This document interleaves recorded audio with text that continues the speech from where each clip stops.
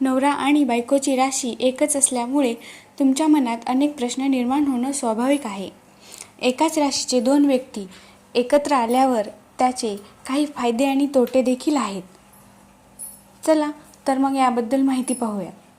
समान स्वभाव आणि विचार एकाच राशीचे असल्यामुळे दोघांचे स्वभाव, विचार आणि दृष्टिकोन बऱ्याच अंशी सारखे असतात.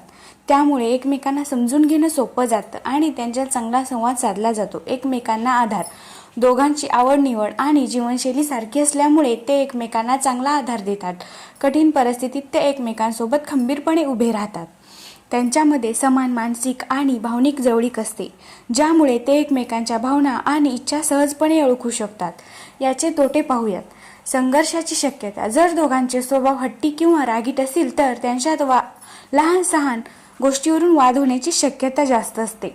समान स्वभाव असल्यामुळे नात्यात कधीकधी एकसुरीपणा येऊ शकतो. नात्यात नवीनता आणि रोमांच टिकवण्यासाठी प्रयत्न करावे लागतात. समान कमकुवत बाजू. दोघांमध्ये एकाच प्रकारच्या कमकुवत बाजू असल्याने एकमेकांना समजून घेण्याऐवजी दोष देण्याची शक्यता वाढते. यावर उपाय पाहूयात. कोणत्याही परिस्थितीत एकमेकांशी मोकळेपणाने संवाद साधा. वाद टाळण्यासाठी एकमेकांना समजून घेण्याचा प्रयत्न करा. प्रत्येक व्यक्तीला स्वतःचा वेळ आणि आवड जपण्याची संधी द्या. यामुळे नात्यात ताजेपणा टिकून राहतो. नवीन गोष्टींचा स्वीकार करा. नात्यात उत्साह कायम ठेवण्यासाठी एकत्र नवीन गोष्टींचा अनुभव घ्या. उदाहरणार्थ नवीन ठिकाणी फिरायला जाणे, नवीन छंद जोपासणे, एकमेकांच्या मतांचा आदर करणे. मतभेद असतील तर शांतपणे चर्चा करा. एकमेकांच्या मतांचा आदर करा आणि मध्यस्थ मार्ग शोधा.